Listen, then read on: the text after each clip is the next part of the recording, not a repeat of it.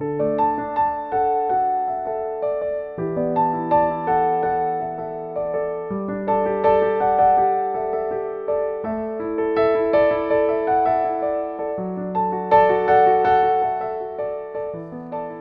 estamos estudando o livro de Juízes, então nós tivemos desde os outros eventos, né, essa repetição de sossego, safadeza, servidão, súplica e salvação, está se repetindo no livro de Juízes. Nós tivemos lá o começo do livro de Juízes dando um resumo do que você vai encontrar no livro de Juízes, e depois nós temos esses ciclos acontecendo. Então, com Eude, primeiro com Otoniel, depois Eude e Sangar, depois com Débora, e aí entramos de Gideão, e estamos pegando bloquinhos e bloquinhos de Gideão. Os outros juízes Débora tratamos em 2 domingos, os outros juízes foi um domingo.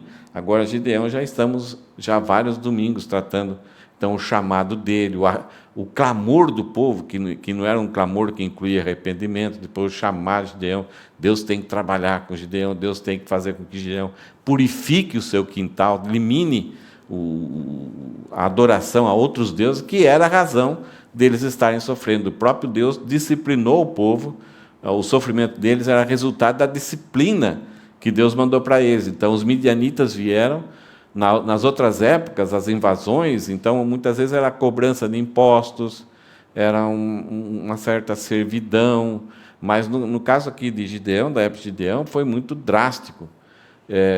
Os midianitas e amalequitas, eles eram nômades, então eles vinham de longe e tomavam tudo que era de bom, e não plantavam, eles arrasavam, deixavam a terra arrasada, traziam seus camelos, então eram animais para ser alimentados, era aquele povo a ser alimentado, não construíam nada, e aí acabavam os recursos daquele lugar, eles mudavam para outro. Aí você vinha, começava a plantar, na hora da colheita eles vinham e arrasavam de novo. 7 anos o povo de Israel vivendo dessa forma. E o recurso a saída que eles acharam era cavar cavernas nos montes e conseguir sobreviver lá. Durante 7 anos, um período muito difícil. Mas eles se apegavam aos deuses ali dos cananeus e como disciplina, Deus trouxe, então, os amalequitas e midianitas. Povo cruel.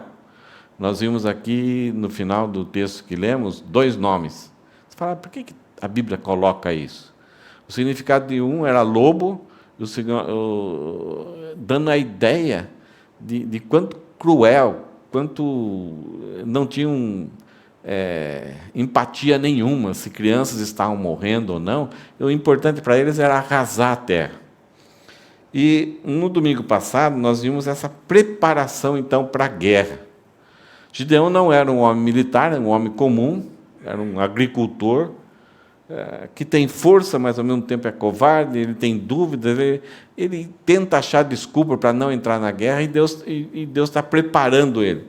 Então, no domingo passado, nós vimos a preparação para a vitória, exige entender que somente Deus é a fonte de libertação. Então, Gideão convoca um exército, o exército dos midianitas era 135 mil homens, né, com camelos, tudo ali, e Gideão convoca um exército, um grupo de pessoas da sua tribo, da região ali, e ele consegue arregimentar, então, 32 homens.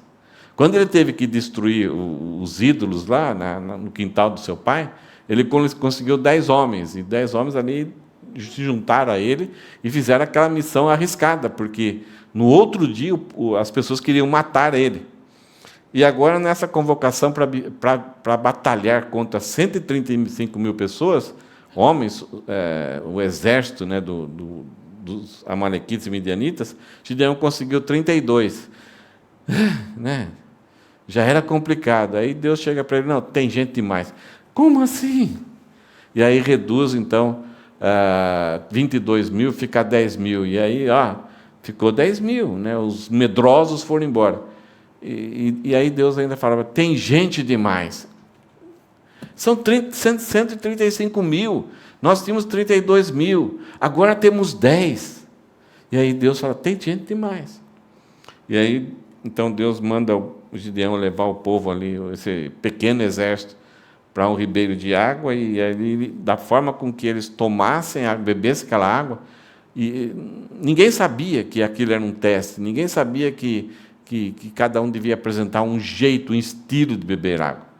Mas na hora que eles, do jeito que eles beberam, então Deus separou somente 300 homens.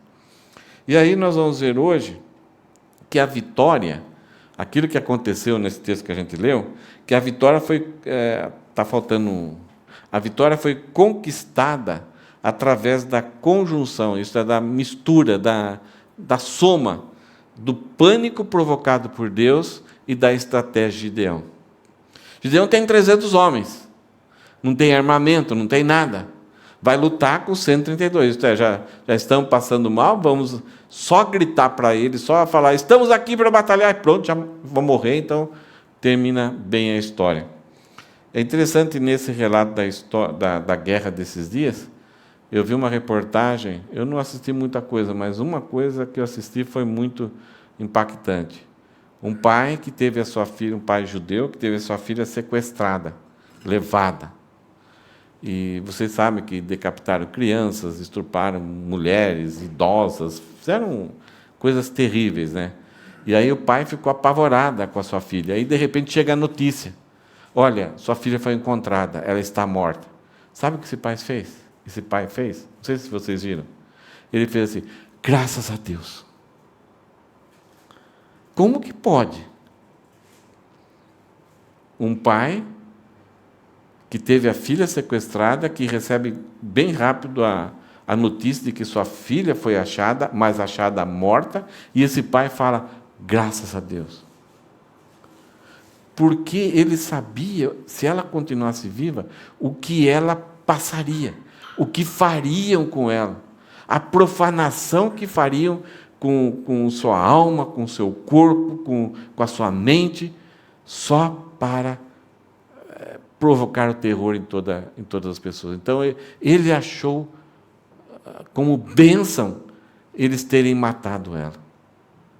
Você entende o que é chegar a esse ponto?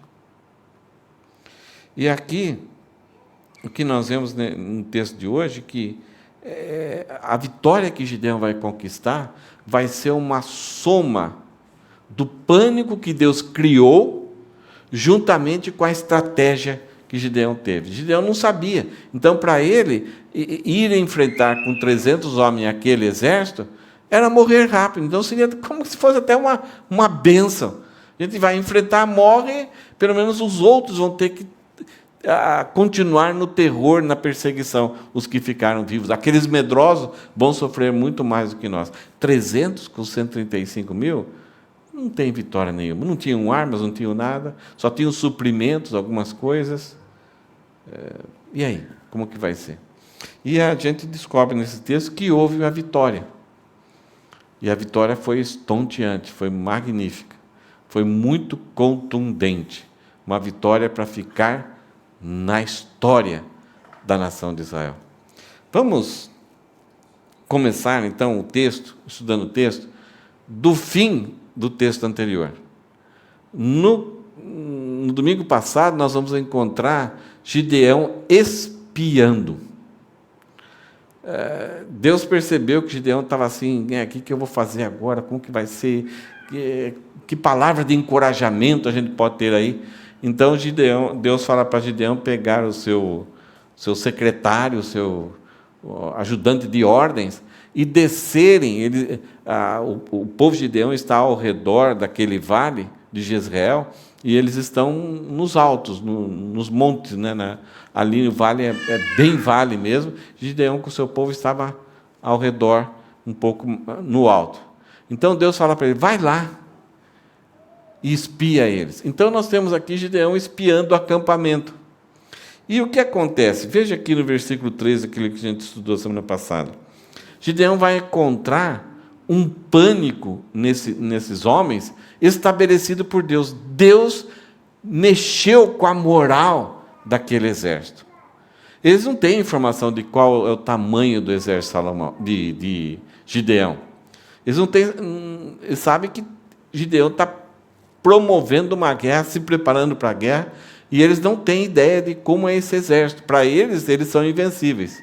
Mas, de repente, Deus, de forma soberana, poderosa, provoca pânico no coração deles. E como foi isso? Olha só. Quando Gideão se aproximou, aquela imagem, ele se aproximou para espiar. Eis que certo homem estava contando um sonho ao seu amigo. Gideão vai exatamente no lugar onde tem uma pessoa que teve um sonho. Agora, nós não temos nas Escrituras que se foi somente esse homem que teve esse sonho. Pode ser que Deus implantou esse sonho na cabeça, no coração de muitos deles, e eles começaram a compartilhar. Eu tive um sonho, eu também tive um sonho. Então, imagine quando mais... A Bíblia não fala, mas um só era suficiente.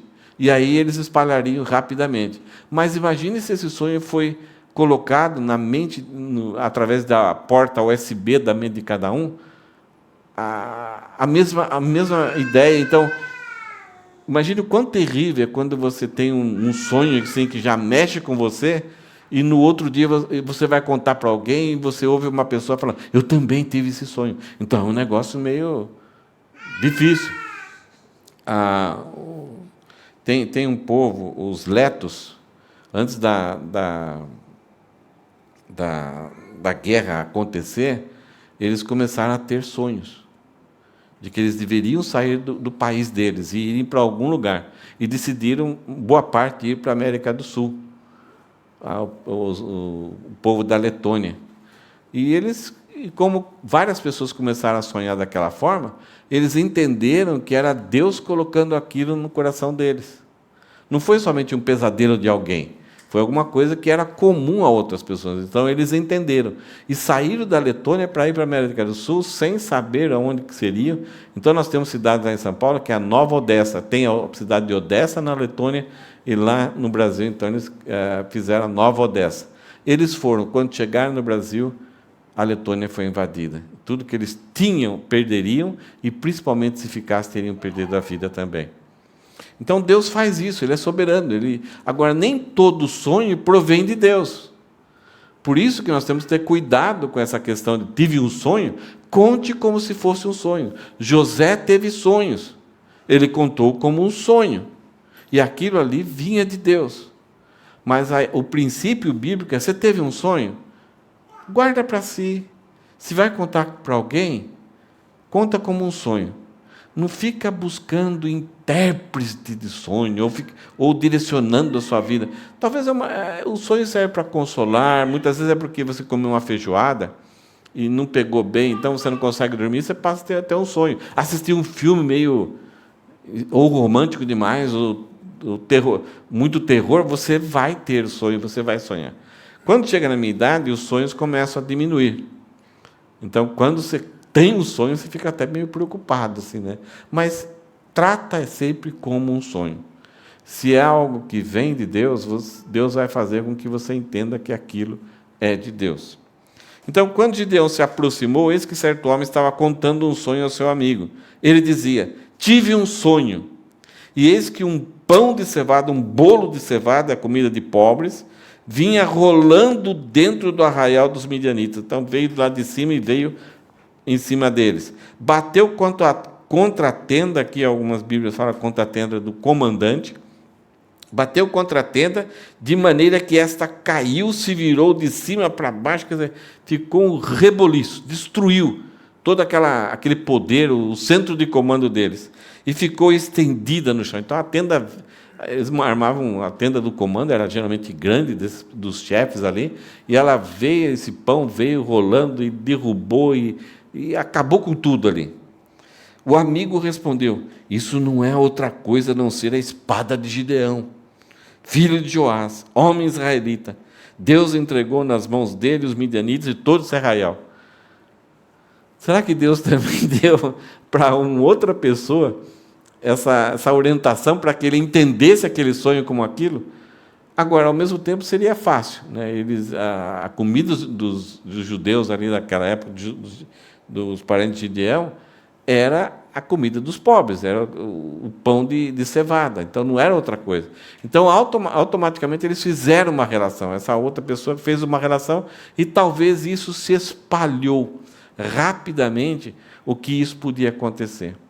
E esse homem chega à conclusão de que Deus entregou. O ímpio entendendo corretamente aquilo que ia acontecer. Então, Deus é soberano para criar, até nos ímpios, uma pessoa que não conhece a Deus, aquilo que Deus quer que ele entenda.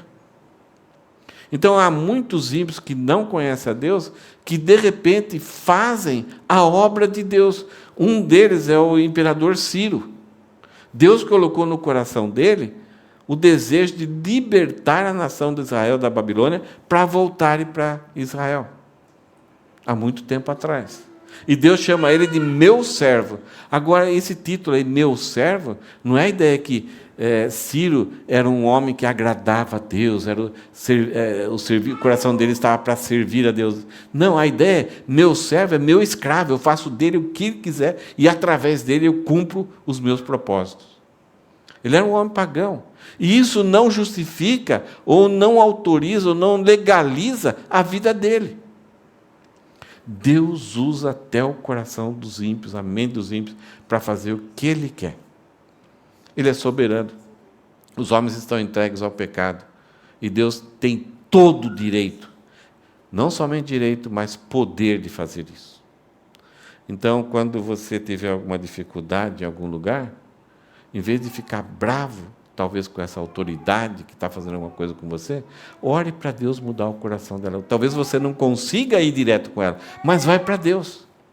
Tem um provérbio que fala assim como ribeiros, isto é, filetes de água. Sabe quando você era criança, chovia, e na terra, assim, não sei se você brincou com isso, mas eu brinquei bastante. Caía a chuva e estava a chuva na terra, e você ia lá com um pedacinho de madeira, um pedacinho de ferro, uma colher, e fazia riozinhos, fazia represinha, você ficava brincando lá. Então você mudava o curso da água. O provérbio fala assim como filetes de água, assim é o coração do rei nas mãos do Senhor. Quer dizer, Deus, segundo o seu querer, o inclina. Deus faz o que quiser. O homem, sem Deus, está a serviço do maligno e do mal. Deus tem todo o direito, por ser o Criador de todas as coisas, Deus tem o direito até sobre essas pessoas de fazer com que elas façam o que Ele quer que seja realizado. Então, aqui, nós vemos que Deus preparou o terreno, o ambiente, o clima, lá no meio dos midianitas. Eis que ele fala, o amigo respondeu, isso não é outra coisa a não ser a espada de Gideão, filho de Joás, homem israelita. Deus entregou nas mãos dele os midianitas e todo este arraial. Em outras palavras, eles estão pensando o quê? Estamos perdidos, já estamos derrotados. A derrota acontecerá custe o que custar, nós vamos batalhar de forma inútil. Deus entregou, nós vamos perder essa batalha. Não sei se você já viu em esporte alguém que entra para jogar um jogo de tênis, futebol, e entra já perdido, como se tivesse perdido. Somente em alguns jogos a pessoa entra e já pede para acabar rápido. Tem jogos de tênis que a pessoa, eu já vi isso, a pessoa entra, ela sabe que vai perder, então ela batalha um pouco, daqui a pouco ela se machuca. Ela quer que termine rápido, porque ela sabe da derrota. E aqui, Deus colocou no coração desses homens, vocês vão ser derrotados, não tem jeito. Deus entregou, não é o Gideão que é o poderento, mas Deus entregou os midianitas nas mãos de Gideão. Nós já estamos derrotados. Agora, não é um jogo de tênis que eles vão disputar, não é um jogo de futebol. É um jogo de vida e morte. É um jogo de existência. Então, isso causa muito mais pavor ainda. Aí, versículo 15. Gideão foi espiar. Quando ele chegou lá para espiar, Deus mandou ele só ir o ajudante de ordens. Quando ele ouve isso, ele entende o que está acontecendo. O coração de Gideão passa a ser iluminado. Deus me trouxe até aqui, tudo isso que aconteceu, que parecia uma coisa sem nexo, parecia que era Deus levando eu para perto do precipício e dizer, pula! Parecia isso para Gideão. Mas agora, quando ele vai lá espiar, ele ouve isso, olha o que acontece. Quando Gideão ouviu o relato desse sonho e o seu significado, dado por aqueles homens, adorou a Deus. Oh, glória a Deus! Por quê? Porque ele percebeu que Deus estava fazendo tudo por ele. Que toda essa preparação de tirar pessoas do exército, diminuir o exército, dele ter que ter destruído o Deus lá no quintal do seu pai, tudo era um processo para chegar aqui, Gideão, ser um instrumento de Deus para presenciar a vitória de Deus sobre os midianitas.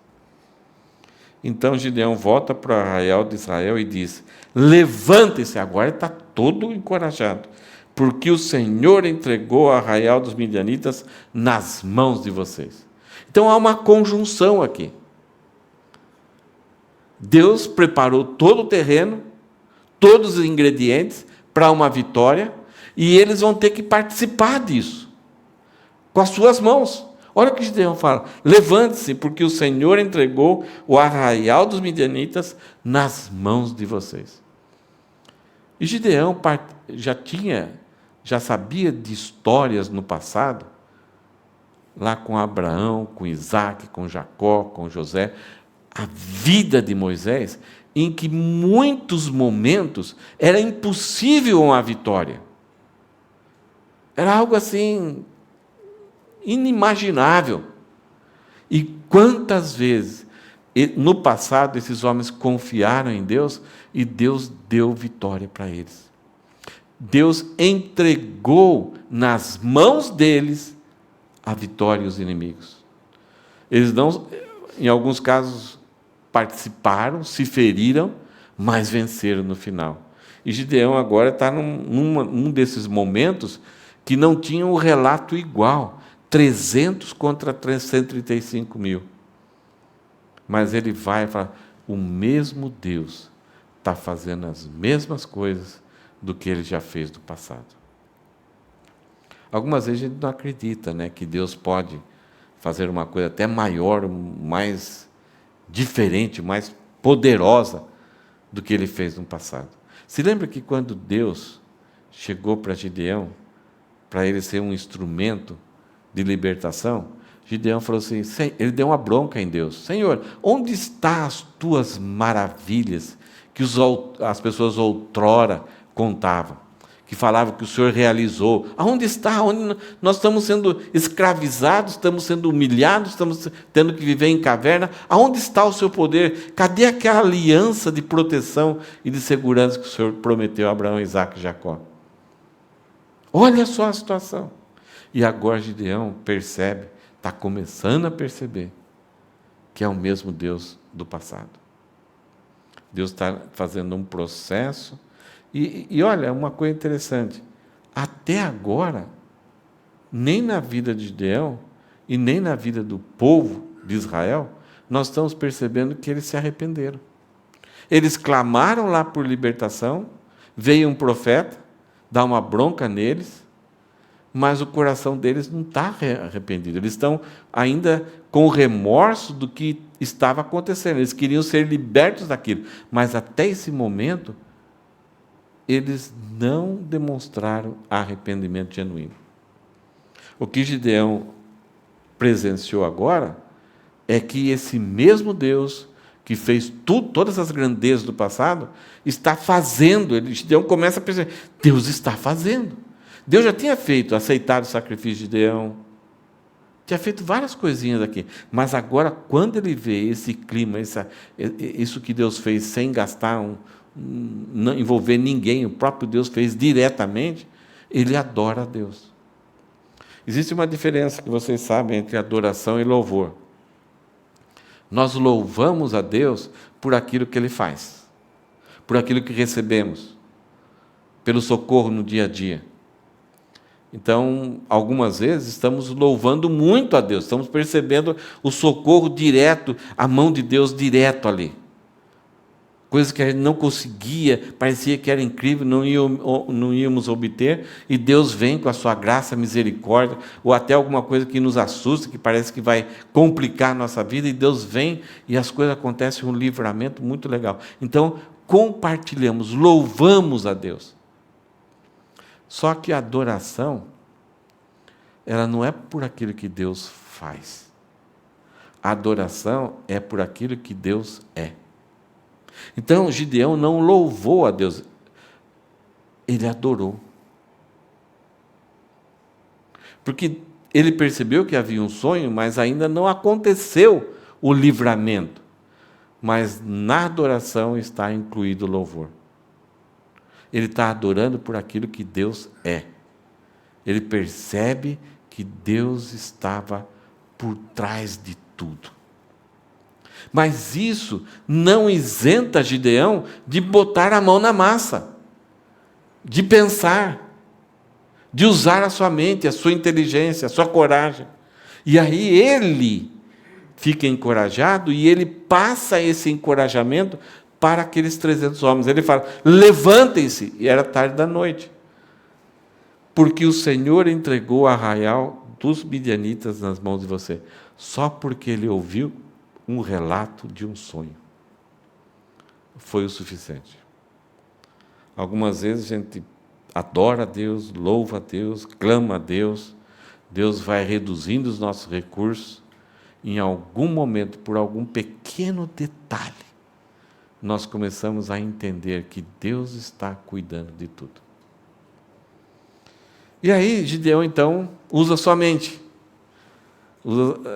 Ele é iluminado por Deus para montar uma estratégia. Se os midianitas, Deus mostrou, Gideão, olha, vai lá e perceba o clima.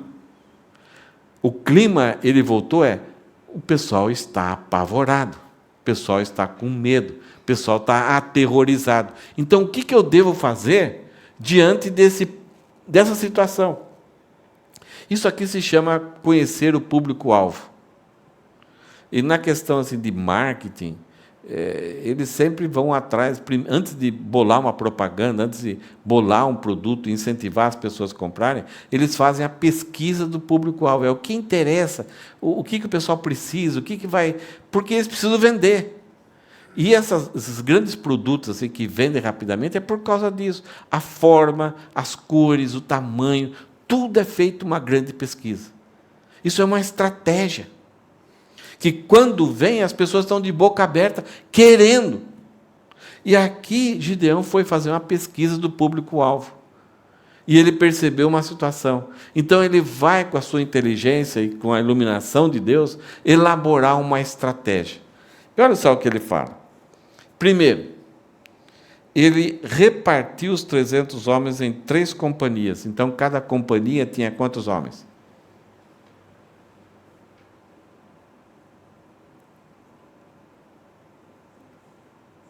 100. Simples. 300 dividido por 3 dá 100. É que muitas vezes, quando a gente faz essa pergunta, a gente para um pouquinho, né, para pensar.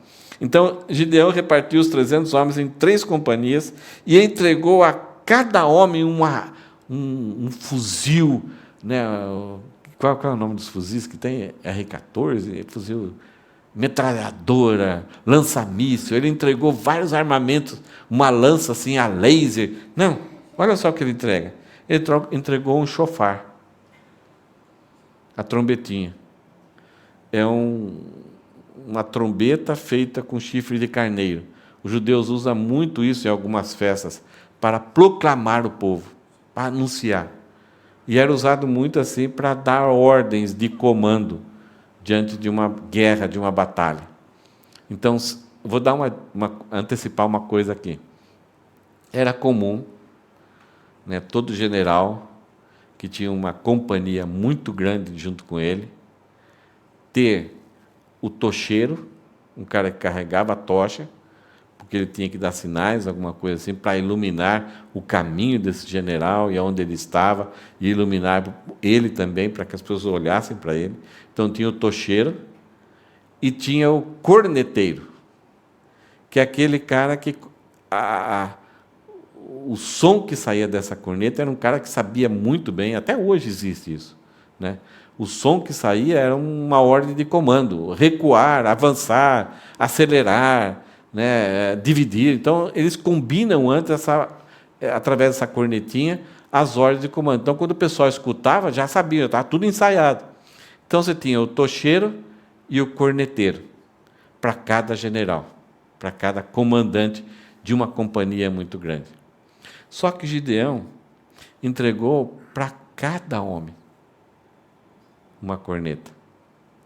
E para cada homem entregou um cântaro vazio, um vaso, que se usava para água, um vaso de barro. E entregou uma tocha dentro dele. Então, um vaso, ele ia segurar com uma tocha dentro. Então, a tocha está ali e tal. Não sei como ela conseguiu ficar ali acesa ainda. De alguma forma, eles deixaram essa tocha. Então, encobriu a iluminação. Então, tem uma cornetinha e a tocha, em vez de espada, em vez de arco e flecha. Você se lembra? Presta atenção no que eu falei. Era normal todo general ter um tocheiro e um corneteiro para a sua companhia seguir as orientações.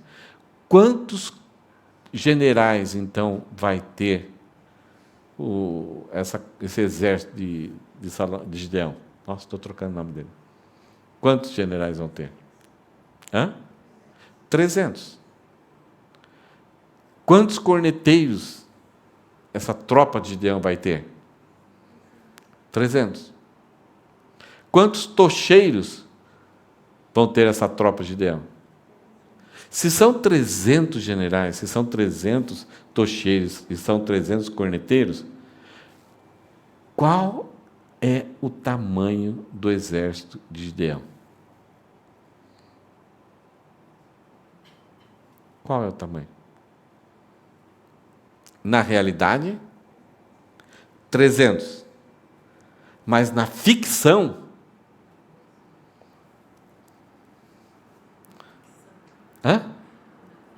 na ficção. Porque você tem, na visão, 300 generais. Cada um tem companhia. E muitas vezes chegava a 1.000 soldados cada companhia.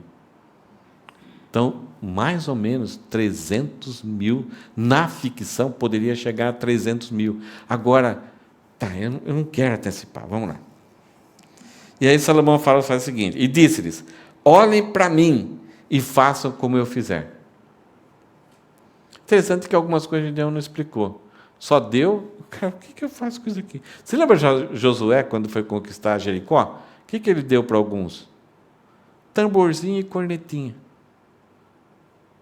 Para lutar contra uma muralha. E dava voltas. Cada dia dava uma volta, no 7º dia deu 7 voltas. E Jericó veio para baixo. E aí eles invadiram a cidade. Aqui Gideão está dando algo diferente.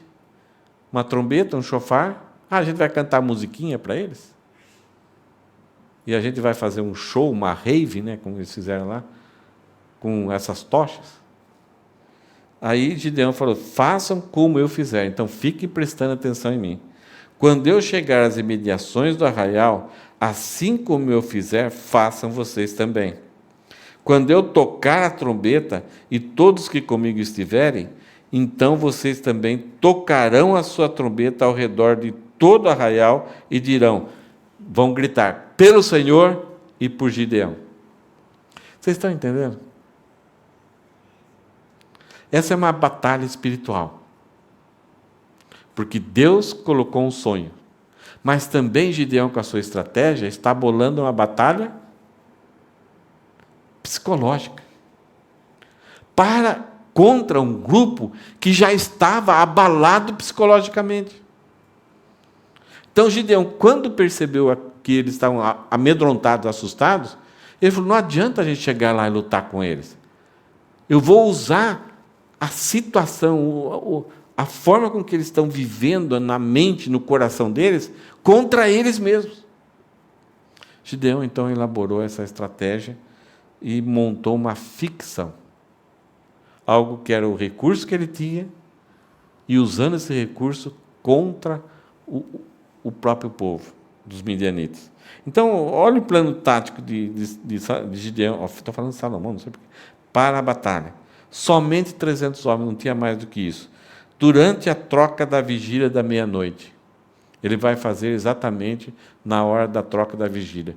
Vigília, a primeira vigília era às 6 horas da tarde, a segunda vigília era meia-noite, e a terceira vigília era às 6 horas da manhã.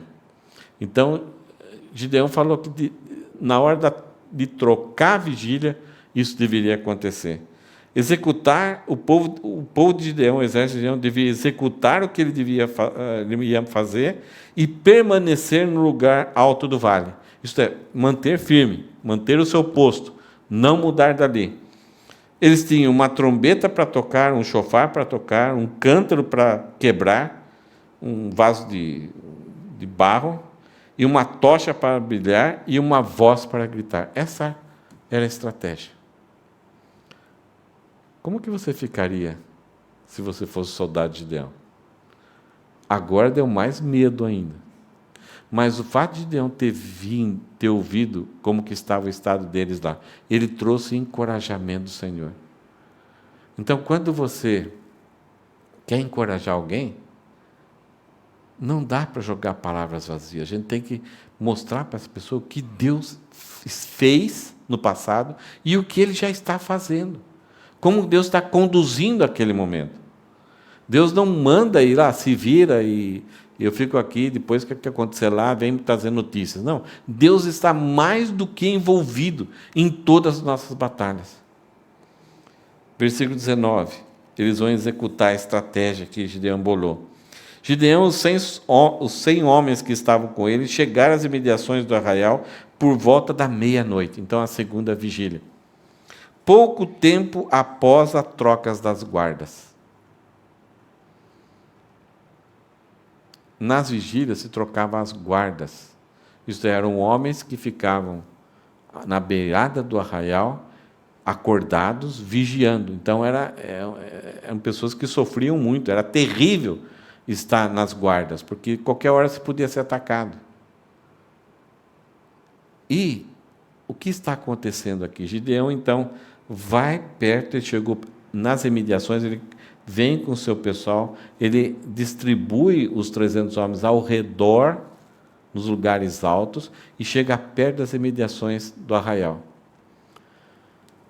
Alguns soldados acordaram, estão sonolentos ainda, e vão substituir esses homens soldados que estavam como vigília. Os vigias que estavam de guarda estão voltando para o arraial. E no arraial tem gente dormindo. Então são os 3 tipos de pessoas. Uns estão acordando para pegar, meio assustados ainda, mas vão fazer a guarda, estão sonolentos. Outros já estão cansados e voltando. E você tem gente dormindo nas suas barracas. Gideão, nesse momento dessa troca de vigia, ele achou o melhor momento, o melhor horário, à meia-noite, então, num momento bem escuro. Então, ele se aproxima com o seu exército, em silêncio, as 3 companhias são distribuídas e ficam nas imediações, um pouco longe. E aí, eles tocaram as trombetas. Imagina você está dormindo, você está indo, está voltando, está de costa, e de repente vê esse som de trombeta. Agora, você sabe o que acontece quando você está num lugar alto e o som está direcionado para o lugar baixo? Esse som é amplificado. Se você estiver dentro do mar e você fala para a praia, o som chega para a praia, da praia não chega para o mar. Por isso que Jesus, quando ia pregar, ele entrava num barquinho e ele pregava do barquinho para a praia. Os judeus, as pessoas que moram assim em ambiente agrícola, ambiente mais rural, eles sabem como funciona, que em tal lugar, se você gritar do alto para baixo, você a escuta. Se uma pessoa está descendo uma serra, se ela falar, parece que ela está do seu lado. Agora, se você estiver embaixo, a pessoa quase não escuta você. Então, Gideão soube que aquele vale lá embaixo, qualquer som aqui, seria aumentado, amplificado e chegaria muito perto lá. Então, aquelas 300 cornetas, quando são tocadas ao mesmo tempo, alguns segundos, uma após a outra, naquele barulho, imagine, você está dormindo, você está voltando da sua guarda, o cara que está indo para a sua guarda, escuta aquele som do nada, à noite, e aquele sonho que foi comunicar a todos os soldados que um momento poderia acontecer uma invasão, então o susto o susto já é grande aqui. Então eles tocaram as trombetas e aí eles quebram os cântaros. Imagine 300 vasos sendo quebrados ao mesmo tempo. O barulho que isso causa. Parece que é uma tropa que está descendo assim. O barulho desse vaso ele vai ecoar, vai produzir eco. Então é algo assim, parece que é uma montanha de soldados, de uma tropa que está descendo esse morro contra nós. Então, os cântaros que tinham nas mãos, eles quebraram, e as 3 companhias trocaram as trombetas e despedaçaram os cântaros, seguravam. Então, na hora que despedaça o cântaro, o que surge aí? A tocha. Então, todo o redor do acampamento dos midianitas é iluminado. E os midianitas, além do som da trombeta, isto é, tem muitos generais com muitos soldados. E aí toca a trombeta, aí quebra o vaso, isto é, eles estão vindo contra nós. E aí a tocha, são 300 tochas, então não dá para separar, deixa eu ver quantos generais tem aqui. Não, é muita gente, não é uma tropa só, são 300 tropas de generais. Cada tropa com um general. Então, são milhares de soldados que estão descendo o morro para nos atacar. E olha só, eles seguravam a tocha na mão esquerda e a trombeta na mão direita e gritavam: uma espada pelo Senhor e por Gideão. Então, eles deram o endereço. O sonho foi que Gideão e o Senhor estavam envolvidos naquela batalha. Aqui eles gritam isso. Então, é Gideão com seus generais, com a sua tropa enorme, está descendo o morro, aquilo iluminou, e você, quando vê uma luz em seu favor, você não consegue ver o que está atrás. Eles executaram a tarefa. Versículo 21. E cada um permaneceu no seu lugar ao redor do arraial.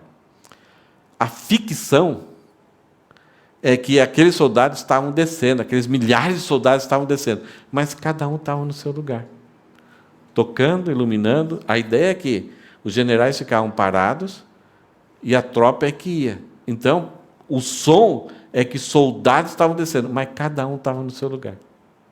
Então, os generais estão lá, 300 generais. Tranquilo, estou conseguindo explicar legal? O pavor que isso causou? Todo o exército dos midianitas começou a correr, a gritar e a fugir. Ao soar das 300 trombetas, o Senhor tornou a espada de um contra o outro. Começaram a gritar, acordaram, uns estão voltando da vigília, outros estão indo para a vigília. Quando tem esse encontro, quando o cara sai da cabana, aquela luz ofuscando eles não dava tempo de perguntar: você é midianita, malequita ou é do povo de Gideão? Então, cada um queria salvar a sua própria pele. E aí começaram a lutar entre eles mesmos. Aí o Senhor tornou a espada de um contra o outro, isso em todo arraial, que fugiu na direção de Zererá, até Bet-sita, para o sul. Eu vou mostrar um mapa, eles começaram a fugir, acharam só um lugar lá que pudesse, que era vale ainda, e começaram a fugir. Até a divisa de Abel-Meolá, perto de Tabate. Então os homens de Israel, de Naftali, de Asri e todo o Manassés foram convocados e perseguiram os midianitas. Então, nesse momento, muitos morreram ali e alguns correram, conseguiram escapar e vão para o sul. Nessa hora, Gideão manda mensagem então para algumas tribos, aquelas pessoas que saíram antes, aqueles 22 mil, os 9.700 que tinham saído. Então Gideão manda mensagem: estamos vencendo. Então, agora eles poderiam ser úteis. Então, eles vêm, se juntam com o exército de Gideão e vão atrás desses amalequitas que estão fugindo para o sul. Versículo 24. Gideão enviou mensageiro a todas as montanhas de Efraim. Gideão é da tribo de Manassés. Manassés é irmão de Efraim, são os filhos de José. Então, Gideão é primo aqui, irmão, né? Irmão de Efraim. Então, mais fácil, ele mandou recado para Efraim para ajudar eles, dizendo: desçam para atacar os midianitas e impedir que eles passem pelas águas do Jordão até Bet-Bará. Então, o normal está aqui, né? A guerra está aqui no norte, o normal é eles passar Jordão e eles perderiam eles. Então, Gideão pede para o pessoal de Efraim cercar aqui para não passar o Jordão, para o pessoal ir para o sul. E é isso exatamente o que acontece. Então, desçam para atacar os midianitas e impedir que eles passem pelas águas do Jordão até Bet-Bará. Assim, todos os homens de Efraim foram convocados. Nós vamos ver mais para frente que todos foram convocados, mas alguns não foram. E eles cortaram a passagem dos midianitas pelas águas do Jordão até Bet-Bará. Então, agora, aquelas pessoas que estavam medrosas, agora estão encorajadas. Então, agora eles são úteis. Mas, se fossem ao redor do acampamento, eles causariam problema. Eles não cumpririam a estratégia correta. Mas, agora, encorajados e vendo a batalha, vendo o sucesso, então, eles estão envolvidos. Aqui tem um mapa. Mais ou menos isso. Essa região aqui é o Vale de Jezreel. Então, Gideão traz os seus homens ao redor dos midianitas e ficam nos montes.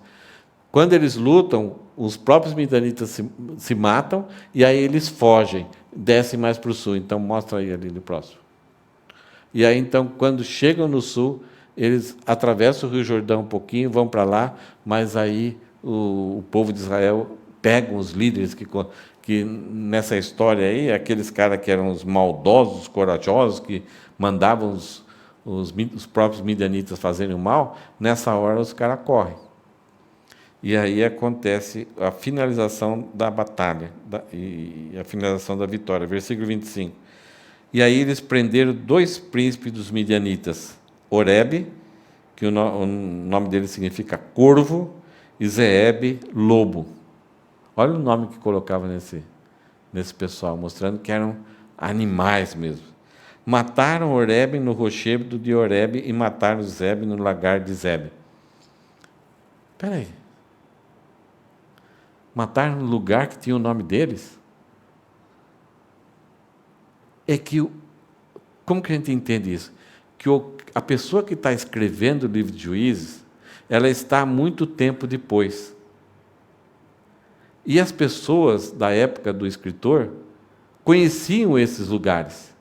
Então ele está falando o seguinte: esses lugares têm esse nome porque foi aqui que esses caras foram mortos. Então colocaram um nome no lugar por causa dessa morte. Esse nome não existia até esse momento. Mas o escritor então está falando para os leitores: olha, mataram Oreb no lagar, no rochedo de Oreb. Então, nós conhecemos esse rochedo. Esse rochedo tem esse nome porque foi aqui que Oreb morreu. E esse lagar tem o nome porque foi aqui que Zeeb morreu. E até a época do leitor existia esse nome não como uma homenagem, mas como lembrança. É como se a nação de Israel colocasse aquele nome para lembrar os inimigos. Nós temos nomes da onde nós destruímos os inimigos. A nação de Israel até hoje tem várias batalhas que ele coloca o nome nessas batalhas. Por exemplo, a Guerra dos 6 Dias. É para todo mundo lembrar, olha, foram várias nações que tentaram lutar contra Israel e perderam. Então eles deram o nome. Batalha, Guerra dos 6 Dias. Então, lembrem-se disso. Então é uma coisa que se usa na questão política de guerras, né? Eles perseguiram os midianitas e trouxeram a cabeça de Oreb e a cabeça de Zebe a Gideão, do outro lado do Jordão. Então, mataram os líderes. Agora, ninguém quer tomar o poder. A gente vê um pouco de crueldade aqui. Você fala, nossa, que crueldade. Né? Parece que a nação de Israel está se tornando igual. Talvez. Talvez. Mas passando por aquilo que eles passaram, quantas pessoas sofreram durante 7 anos na mão desse povo tão cruel, que não tinha padrão nenhum. Então, a ideia que Deus estabeleceu para a nação de Israel é que a nação de Israel nunca poderia começar uma batalha, uma guerra, só para ter despojo, só para ter propriedade. Deus daria terra, Deus daria alimento, Deus daria propriedade, e eles não deveriam se misturar com nenhum outro povo. Mas quando qualquer outro povo, em vez de abençoar a nação de Israel, amaldiçoasse a nação de Israel, estaria trabalhando contra Deus. Então, Deus permitiria, não por causa de despojos, mas defender a liberdade, defender a vida e purificar a terra quando o mal estava querendo se implantar no meio do povo de Israel. Então, até muitas vezes, dentro da própria nação de Israel, Deus orientava para que aquelas pessoas fossem vingadas, ou que fosse purificado o povo por causa da prática de alguém da própria nação de Israel em estar fazendo alguma coisa que não tinha nada a ver com Deus. Eu gostaria de que a gente lesse Filipenses 1, versículo 27 a 28. Dá uma olhada que Paulo fala aqui.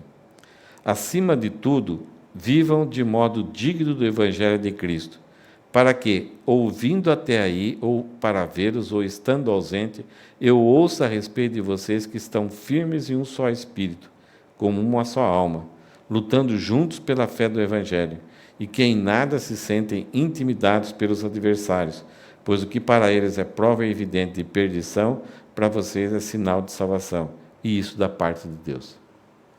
Por que eu estou usando esse versículo aqui? Porque no texto que a gente estudou hoje, Gideão orienta o povo e mostra para o povo o quão terrível foi aquela vivência de 7 anos nas mãos dos midianitas.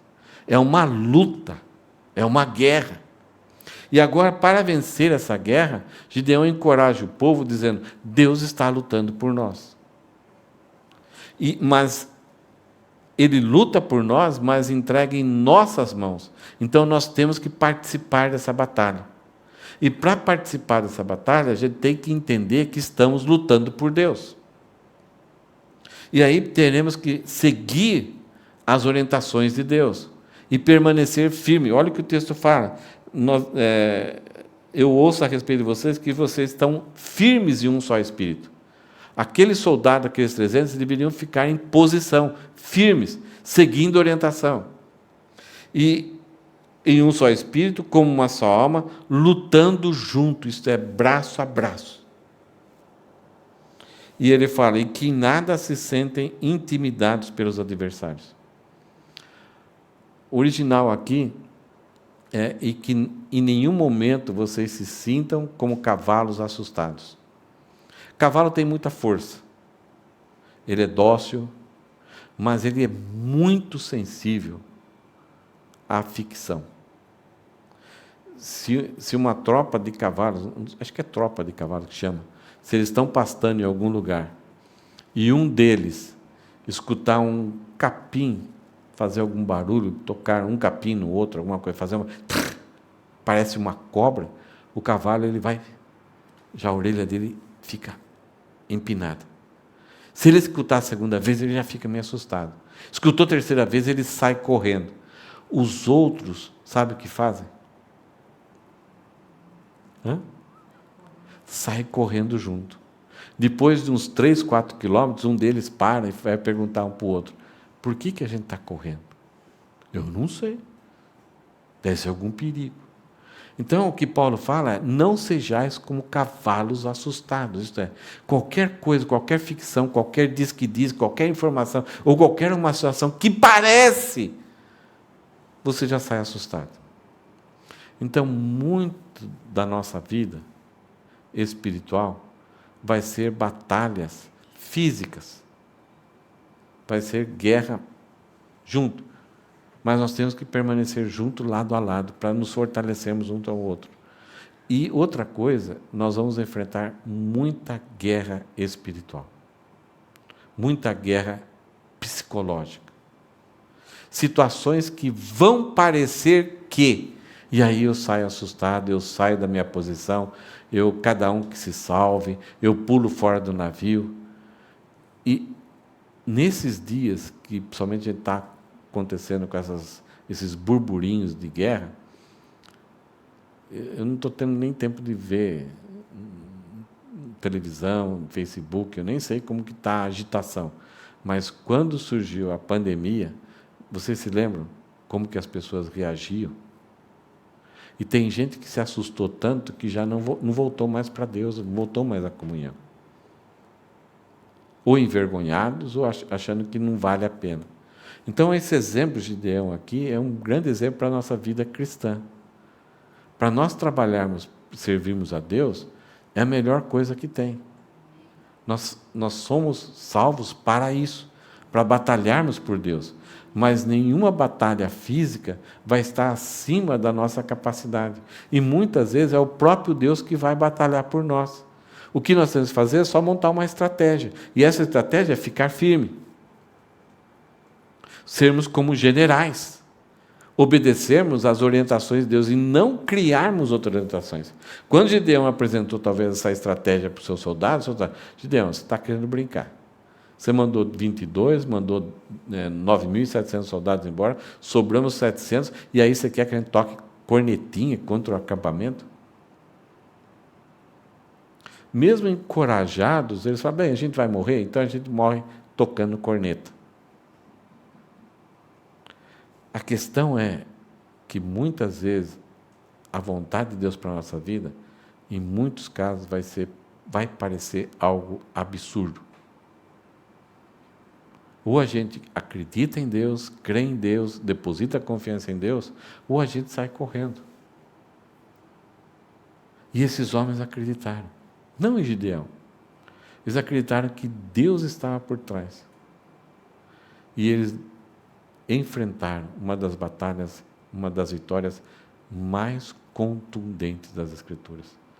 Quando a gente se estabelece num lugar, fica firme, e a gente não fica assustado com cavalos, o que pode acontecer? Não acredita em ficções, mas na realidade, a gente desfruta dessas batalhas tão fantásticas, né? E aí a pergunta para nós terminarmos é, estamos preparados para batalhas espirituais ou psicológicas? Quanto que o inimigo tem plantado, ou criado situações, ou divulgado as desinformações, para que o nosso coração fique abalado, fique preocupado, ansioso? Nós temos muitos conselhos na Bíblia que falam assim, pensem nas coisas do alto, não as que são daqui da terra. O próprio Jesus falou assim, não andeis ansiosos de coisa alguma. Né? Basta cada dia o seu próprio mal. Paulo fala que as ansiedades, essas expectativas, esse susto que a gente pode ter, ela pode ser levada a Deus em oração. E a paz de Deus e o Deus da paz estará conosco. Ao mesmo tempo que Gideão usou uma batalha psicológica contra os midianitas, o inimigo tem usado da mesma forma conosco. Ele quer trabalhar mais aqui. Tirar o nosso ânimo, gerar estresse, gerar ansiedade, gerar medo, gerar desconfiança, gerar intriga. Então o inimigo muitas vezes não está fazendo grandes coisas, ele só está semeando batalhas, medos psicológicos. E aí nessa hora pare e pergunte, quem é Deus nessa história? O que Ele é nessa história? E aí faça como Gideão. E é uma atividade que manda embora todo o medo. O que é? O que pode, assim, colocar todos os monstros que são contra nós por terra? O que faz? Que atividade que a gente pode fazer para derrubar os monstros, os guerreiros, os exércitos por terra? Hã? Adorar. Adorar. Porque quando a gente adora, a gente não está falando das coisas que Deus faz. A gente adora falando das coisas que Deus é. E o que Deus é? Deus forte, poderoso, misericórdia, nosso refúgio. É o que Ele é. Que mais? Os atributos de Deus. A rocha, os atributos de Deus. Hã? Ele é? Longânimo. Mas os atributos, porque tem atributos de Deus que Ele quer compartilhar conosco. Ele quer que a gente tenha. Longanimidade Ele quer que a gente tenha. Ele compartilha. Mas tem atributos que só Deus tem, ninguém mais tem. Santo. Mas Ele quer que a gente seja santo também. Mas na proporção infinita de santidade é só Ele. Mas tem atributos que só Deus é, ninguém mais e nenhuma coisa é. Todo-poderoso, é onipotente. Ele sabe de tudo. Ele é perfeito, ele sabe de tudo. Onipresente, onisciente. Então, quando eu adoro a Deus, na adoração, eu expresso para mim mesmo o que Deus é. E aí a pergunta é: quem pode com Deus? Então, a batalha psicológica, a guerra psicológica que nos desanima, que jogam para baixo, que tira a esperança, que provoca medo, provoca ansiedade, que gera estresse, vai tudo por água abaixo. Então, o que nós vemos aqui em Gideão, ele conseguiu cumprir o chamado de Deus, porque ele entendeu que Deus estava trabalhando. Deus, ao dar aquele sono, ele é onisciente, onipresente, onipotente, soberano. Então, se Ele é, eu vou fazer o quê? Eu vou adorar. Eu adoro a Deus. Então, essa é uma prática muito boa. Quando a gente tiver um problema, quando tiver uma ansiedade, alguma coisa, puxa, como que eu vou conseguir resolver? Quem que poderá nos ajudar? Nem o Chapolin Colorado pode nos ajudar. Então, nesse momento, adore a Deus. Nem leve o problema para Deus. Adore a Deus. Traga para o seu coração, para a sua mente, o que Deus é. E você será libertado da angústia, das picuinhas que alimentam o nosso coração, e se não resolvido, sabe o que acontece? Quando um pensamento intruso entra na nossa mente, isso aí vai dar problema para você, você não vai conseguir, não tem jeito, ninguém pode ajudar você. A nossa própria mente começa a inventar ficções. E é uma bola de neve. Daqui a pouco você está arrasado, derrotado, e ninguém fez nada contra você. Só a nossa mente. E o diabo, o inimigo, vai falar: consegui. Nós não somos capazes da vitória. Mas temos acesso a um Deus das batalhas, ao Senhor dos Exércitos. Eu não posso dizer para você, e não tenho o direito de dizer para você, que você é todo poderoso, que você consegue, que você vai. Mas eu posso dizer para você, você tem um Deus que consegue. Você quer ter vitória na sua vida, como Gideão teve, uma vitória contundente? Adore a Deus. Traga para o seu coração aquilo que Deus é. E ao mesmo tempo, depois, o que você vai fazer? Você vai louvá-lo por aquilo que ele fez. Que vitória, Gideão, né? Que coisa fantástica. Mas o que acontece depois de uma vitória tão contundente? Algo que era impossível, inimaginável, sem gastar um suor, sem tirar a espada, nem usar a espada, só cornetinha, só cântaro, só vaso, só uma tocha. O que acontece com você depois de quando você estava assim, prestes a ser dizimado, e aí vem essa bênção grandiosa, esse poder, e aí a gente vai e consegue destruir, tirar a cabeça de quem estava tirando nosso sossego, uma libertação fantástica, uma vitória fantástica. O que pode acontecer logo após? cenas dos próximos capítulos. Até aqui a gente atingiu o alto. Se prepare. Há muita coisa que aprender ainda com Gideão. Depois de uma batalha contundente.